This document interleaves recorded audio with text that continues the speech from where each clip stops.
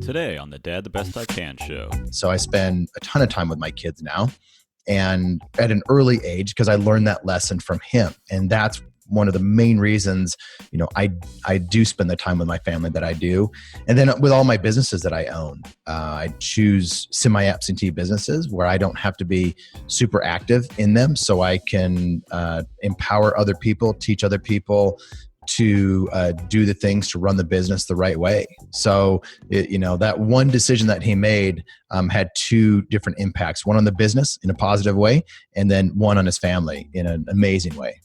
Welcome to the Dad the Best I Can show. My name is Rob Roseman. Who wants to be a millionaire legend, Chicago futures trader, Vegas poker pro? Now I'm a dad to 3 kids, ages 7, 5, and 2. Phew! Wears me out just thinking about it. Each week we bring on high-performing dads like you, entrepreneurs like Jesse Itzler, CEOs like David Cancel from Drift.com, athletes like Ken Rideout, best-selling children's authors like Zach Bush, to tell us your stories, your dad tips and tricks, to help all of us make it through dad life. We have a brand new website over at dadthebestican.com. Go on over to dadthebestican.com and sign up with your email. It's 100% free, of course. Be the first to hear brand new dad guests and get weekly dad tips in your inbox. How else are you going to keep up with the roller coaster that is dad life? We are running a really fun dad challenge every single week. We talk dad life and learn from dads much wiser than us. We're using an awesome free iPhone app called Spar. You know how hard it is to make a new habit stick, like running, reading, writing, even flossing. With the Spar app, you can win or lose real money with a group of friends to hold you accountable. It's a lot of fun, and it seriously works. Find out more about the challenge at dadthebestican.com. There's a new challenge you can join right now. Okay, enough out of me. On to today's show. All right, welcome to the Dad the Best I Can show. Today we are lucky to be joined by Erik Van Horn. Erik is a franchise expert. He is the person you call if you're ever thinking about buying any kind of franchise. Hey, Erik, how's it going today? Hey, great. Thanks for having me. Sure. Where are you calling in from today? Spearfish, South Dakota. Most people don't know where that is. They either know Mount Rushmore or Sturgis Motorcycle Rally. Yes, I was going to say, all I know about South Dakota is you are below North Dakota, and somehow somebody carved Mount Rushmore, which still blows my mind. I don't know how that's possible. I know. You have to come check it out sometime. Yes, for sure. So, Erik, you are a franchise expert, and I'm excited for you to talk about how you help people looking to jump into the franchise world. But first and foremost, the real reason you're on here today, you are a dad. How old are your kids? 5, 6, and 9, all girls. Wow, the 3 kids. You could give me a lot of input. Middle child syndrome. We're right in about the same age wheelhouse. You got a lot going on there. Oh yeah, it's an absolute blast. So I get to spend a ton of time with them. Yes, so you are a badass living in South Dakota, and you're surrounded by your wife and 3 daughters. What is that like? It's interesting, when we first started having kids, our first daughter, I grew up with myself and a sister, and I just kind of thought, I'll probably have a boy and a girl. And then my first daughter came along, and all of a sudden the thought of thinking if I want a boy or not, it just left me. I just didn't care at that point. And so we'd talk about it later on, do we want to have a boy? I'm like, no, it doesn't matter. I've got these girls. And I didn't know why at the time. It just didn't matter. And today, I'm in the best of ages though. These girls just think I'm the coolest thing. And like I said, I do a lot of playing with them and just have a ton of fun. So it's pretty awesome right now. Yeah, I heard a podcast like Conan O'Brien's podcast. I forgot who he had on, but he said everybody's always like, "Oh, just wait till they're teenagers." He's like, "Can you let me enjoy this time of life with these kids?" He's like, "When they get to be that age, we'll figure it out." But everybody's trying to speed things up. It's like this is the prime age to be a dad and definitely be a kid in, right? Yeah, I kind of have the same philosophy as that.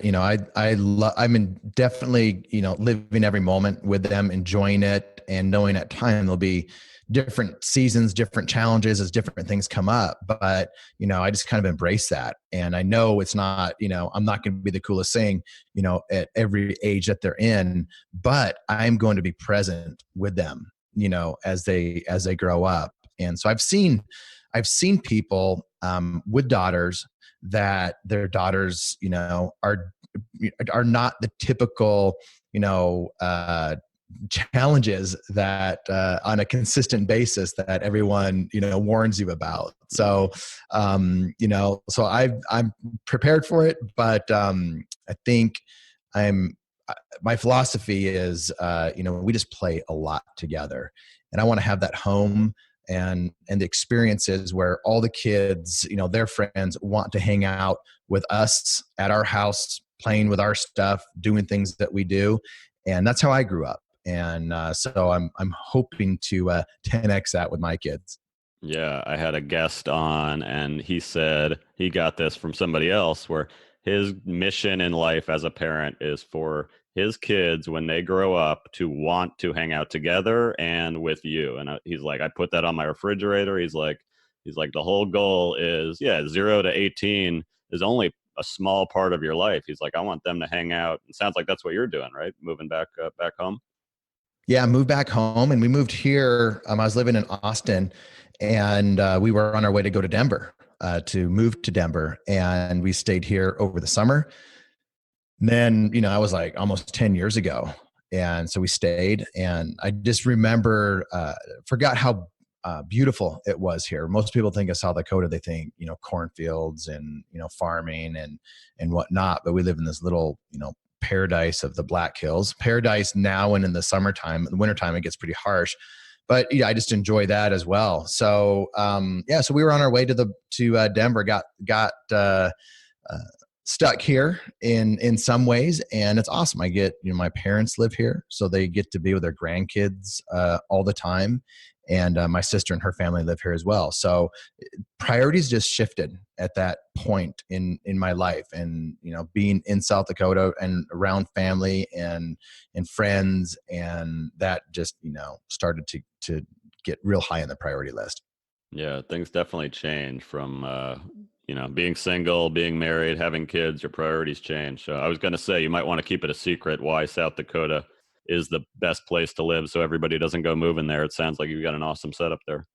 Yeah, they're starting to move here. I'll be at the local coffee shop, and I'll, have a conversation with someone and find out they just moved from California, and the random conversations of why people are moving here from other places. But this little town that I live in of Spearfish is an interesting place. It is, a lot of people live here that have businesses and have employment that's out of state. And so it allows them to live here while they do things elsewhere, just like I do. Very cool. So I heard a little bit about your story on your podcast, which I want to talk about later. But you were saying how you grew up with parents who were entrepreneurs as well. What is one thing that you learned from your dad growing up that helped you out as an entrepreneur and now as a dad? Well, I think it's probably one of the same. I remember so he started a construction company, a small construction company, when I was still pretty young, and because he got laid off from his job and decided to, kind of create his own destiny. And he and my mom started that together, and eventually sold that business and went into other businesses. But he made a choice early when I was probably in middle school, and the choice was to not work all the time, to be home like when I was home from school, and to spend time, and not always and not every day did he do that, but I remember him making that choice, and it impacted me because I got to spend time with my dad when I was, a teenager and in middle school. And it was awesome. And I didn't put as much weight into it then, but looking back, that was, pretty amazing that he did that. And I thought, you know what? It forced him to put people in place in his business to do the things that he used to do but didn't need to do. And at that time for him, it meant less money for the family, but more time with us. And then he was able to delegate more things to the employees. So, I kind of took all of that and did a lot with it. One of the main reasons, I do spend the time with my family that I do. And then with all my businesses that I own, I choose semi-absentee businesses where I don't have to be super active in them, so I can empower other people, teach other people to do the things to run the business the right way. So, that one decision that he made had two different impacts: one on the business in a positive way, and then one on his family in an amazing way.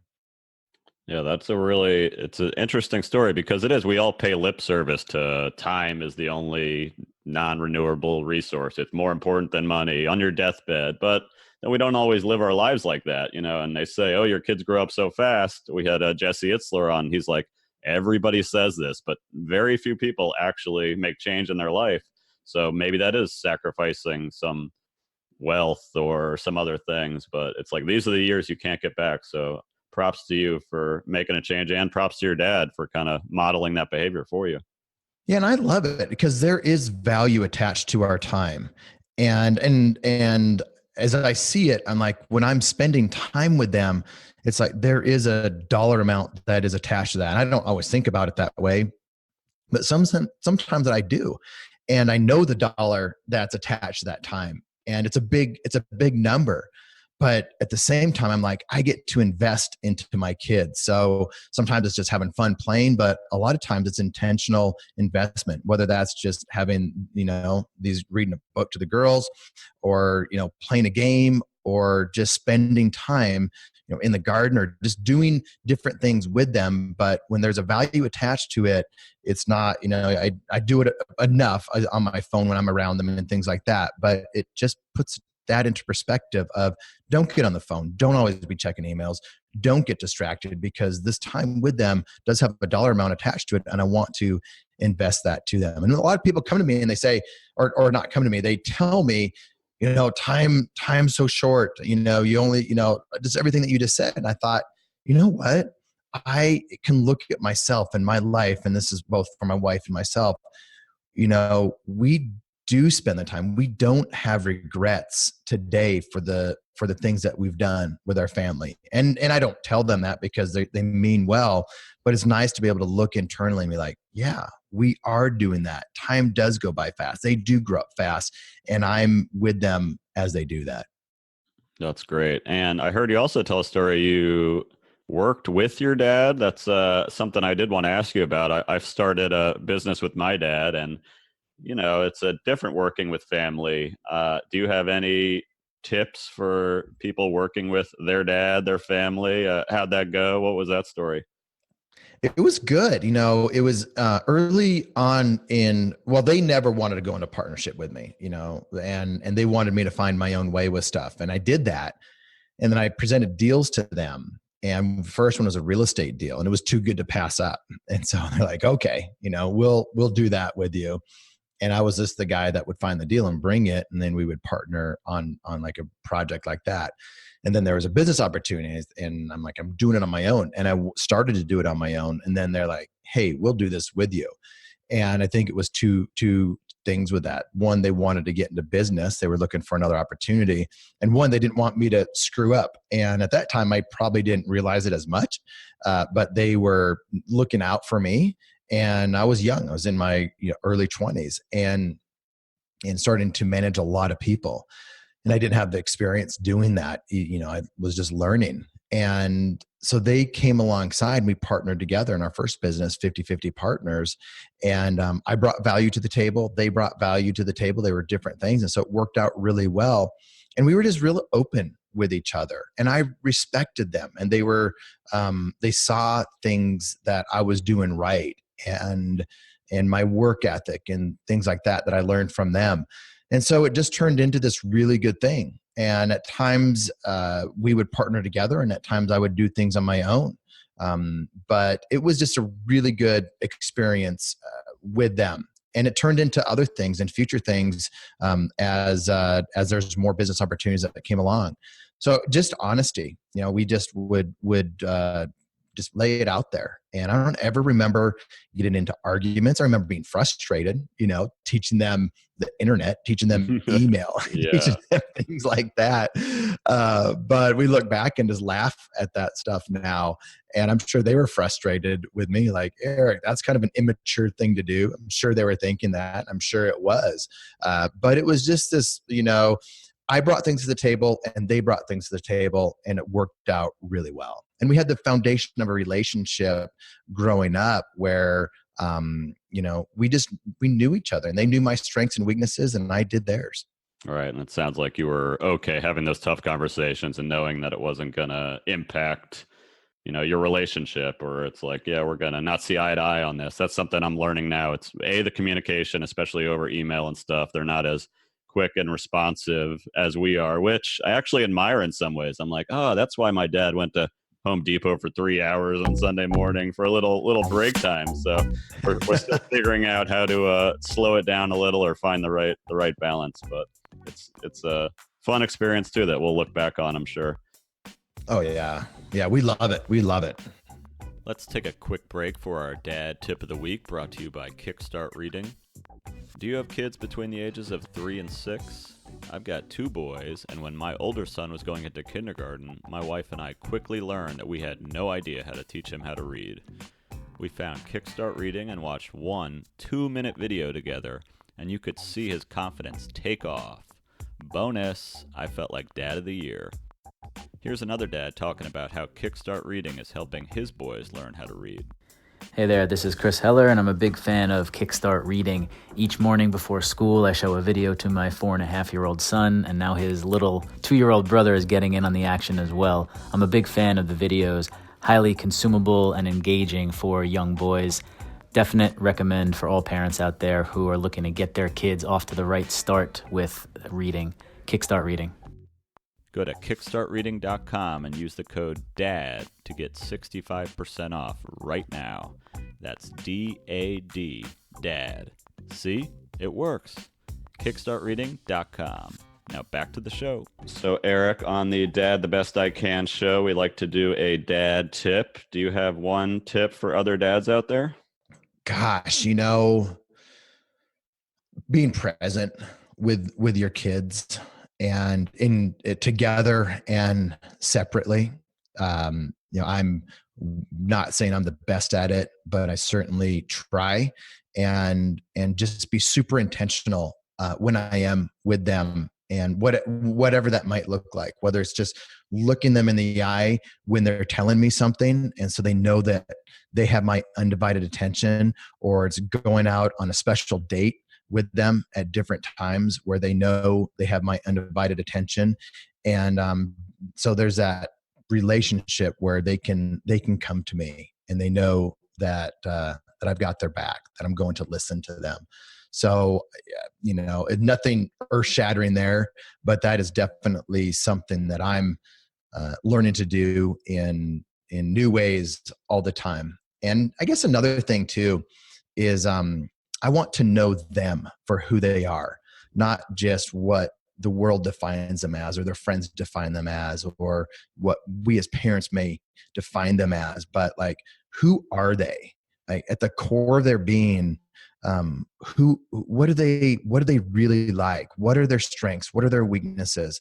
And I want to know that. So, and it goes along with the intentionality of me spending time with them. I'm looking for those things. So I just don't take everything at face value. And I want to be able to talk to them about the things that I see, who they are, and let them know that it's okay to be different in different ways. Like, I got one girl who's just this, she's so sweet, and, she loves getting her nails painted, and she's just into all of that.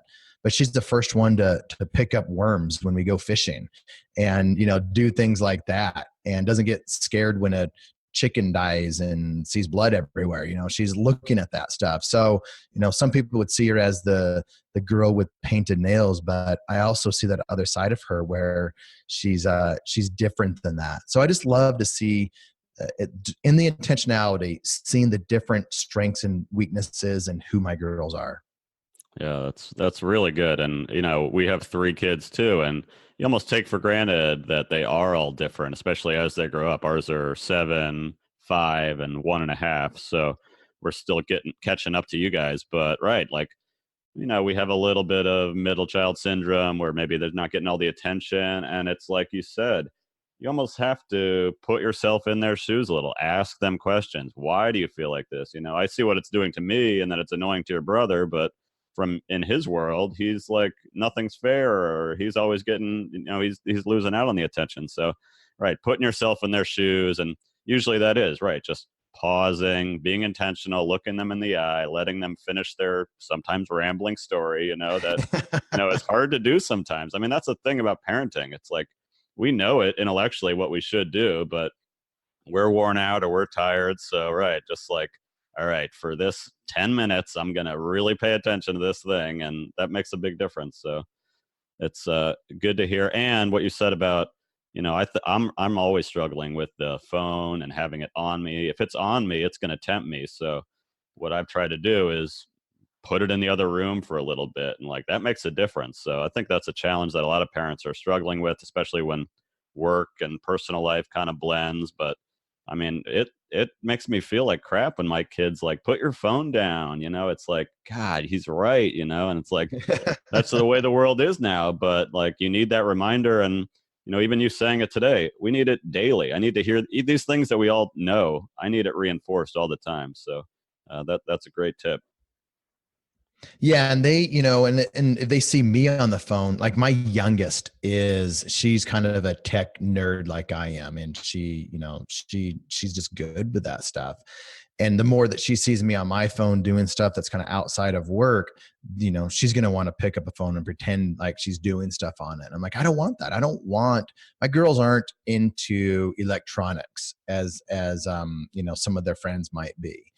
And I like that, because that's always going to happen to them. But I love seeing them not distracted by TV or iPads or iPhones or games, and they're playing like real games. I love it when they use their mind to invent games that are not even real, and playing with blocks or whatever it is. I mean, they hid Easter eggs for 2 days straight, and they came up with like 50 different types of games to how to hide Easter eggs and how to do it differently and how to play that game. So I love it when they're thinking like that, and they're not just robotic, and it makes me want to do the same.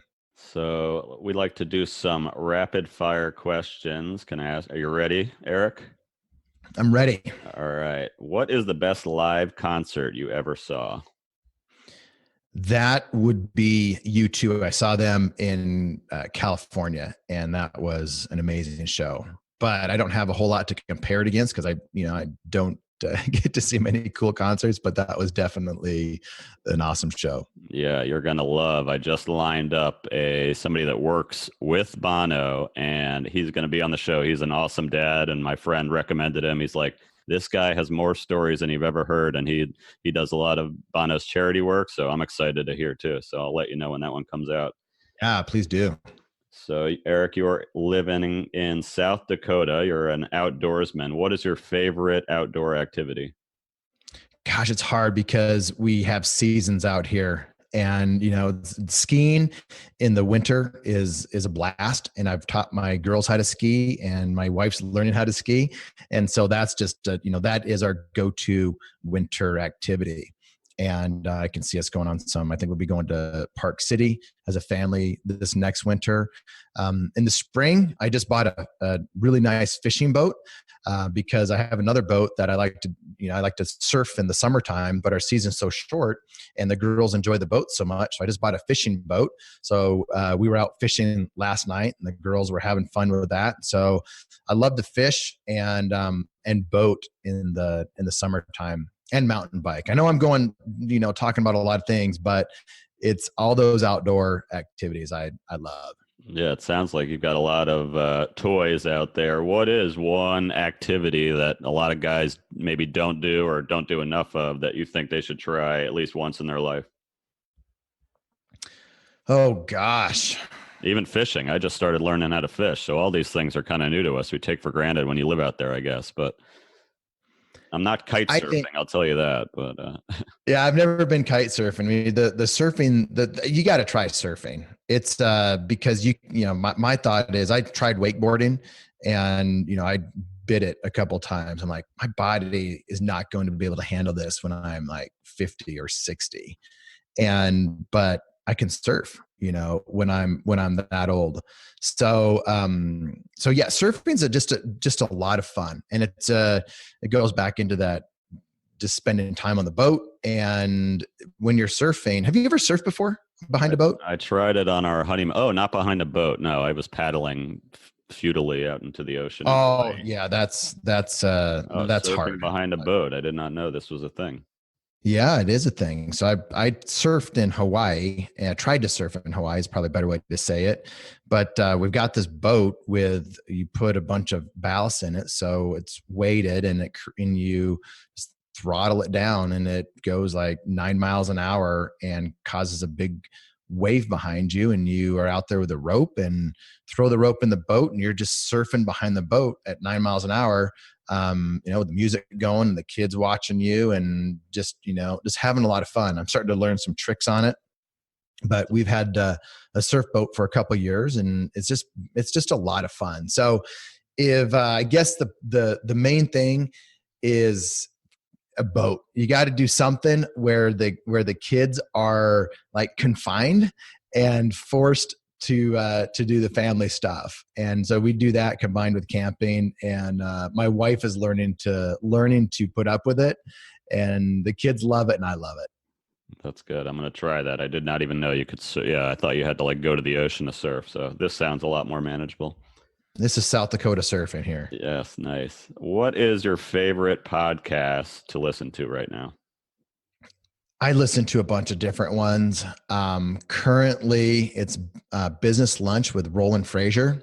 He's one of the leaders of a mastermind that I'm a part of, and called War Room. And he does this podcast called Business Lunch, and I'm going to be on it here in a bit. And it's just a phenomenal podcast. He interviews some of the coolest people like Richard Branson, and then people that you and I have never heard of before, and yet they're just like super successful in their niche. And Roland has a way of just drawing out the good things that we need to learn from them. But also Roland is just probably one of the smartest business minds around, and he's able to just give some great commentary and a lot of teachable moments in it. So Business Lunch with Roland Frazier. Cool. I will queue it up. There's so many good ones out there, but like you, I like to hop around and mix it up, get some laughs in there. But yeah, I'm always looking for a new voice. So, and along those lines, I've listened to your podcast called The Franchise Story, which kind of leads into what you do for a living. But I know you started the podcast recently. What's been your favorite thing, most challenging thing about starting a podcast? Yeah. So the podcast, buddy of mine, Brian Holmes, and we've been friends for a while, and we would have cool conversations with different people in franchising. And we thought, you know what, we should just hit record one of these days, because a lot of people would probably want to listen to this if they're in that franchising or small business entrepreneurial area. And so that's basically what we did. And that was about 6 months ago. And since then, it has, it's just been amazing to see the result and the fruit and the what's come out of that. And a lot of it for me is just connections, being able to talk to people and have conversations like this with people that you normally just don't get to talk to, and then them getting that information out there. So it's just been the connections and the ability to, like Jesse Itzler. I mean, that's awesome that you got to have a conversation with him like this. And if you're in a niche like this, like you with a dad, and talking to somebody like Jesse, you're able to talk to really cool people, draw out things that they normally don't talk about. And that's what we're doing in franchising, and it's providing a lot of value to people. And it's also kind of launched me to start a second podcast called Franchise Secrets. And that podcast is going to be more just tactical, practical stuff for people that are thinking about buying a franchise, or they're franchisees and they need help with like how to grow and scale and maybe sell their franchise, because I've sold a number of businesses that are franchised, and then people that own businesses and they're thinking about franchising them. So I'm just going to have a lot of different guests on that can help people in those areas. And a lot of these guests would charge a lot of money to have conversations with people, and so all the audience gets to listen to it for free. So it's just fun, a lot of fun being able to provide a lot of value to people, both in a professional sense and a personal ability of to be able to get that out to everyone.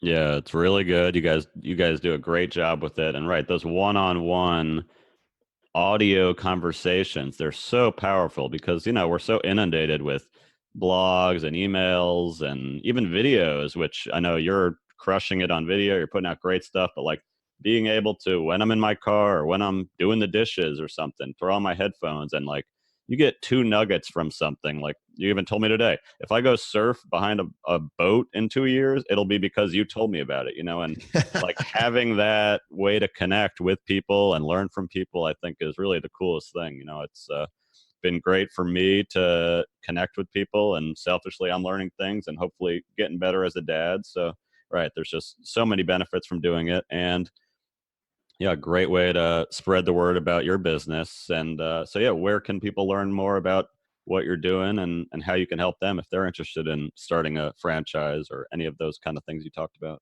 Yeah. So, really, one of the things that I do is I help people buy franchises. So, if you've ever thought about, you hate your job, or maybe you love your job, and but you're thinking, I have a skill set that I can, do something on my own, but you'd like to have a kind of a partner in it. That's franchising. They got systems and processes in place. So, it just for me, it helps me put teams together and they implement the system, and I help them do that, and they open up the businesses for me. So if you've ever thought about buying a franchise, there's a lot of places to go and look online, and there's a lot of places to run into a lot of issues with it. And you get a lot of different rabbit holes to go down. And what I do is people come to me, they think they want to buy a franchise, and I spend some time with them, letting them know like the reality of it. And sometimes they say, no, this is definitely not for me.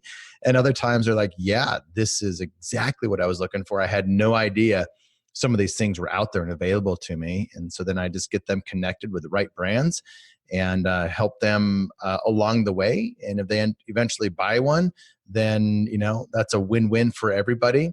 And if they don't, sometimes it's just friendships that come out of it, and at least getting people educated in franchising, because there's a number of really good ones and there's a lot of really bad ones.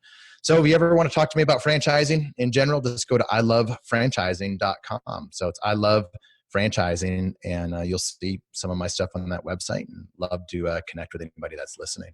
Yeah, it's really good because I think there are a ton of misconceptions and maybe fear and apprehensions out there. They're either like, oh, a franchise, so I'm going to buy a McDonald's. There's a lot of different kinds of franchise. There's probably ones that you frequent that you would even say, yeah, that's a great place to go eat at or go shop at, but I would never own one. So it's like all this inside info. And it's like, just because you wouldn't be a customer there doesn't mean it's not a great business. So these are all things that I don't think, we take for granted what we know. So it's like you really do provide a lot of helpful info to people, and, you're honest, trustworthy, and just talking to you now, it's like you can really get a feel for that you've done it before, and, you're motivated to help people. So I definitely, I've enjoyed your content, and I know you helped out one of my wife's friends start a business. So she's appreciative too. So that's how we connected, just randomly. And it's awesome that we're able to talk today.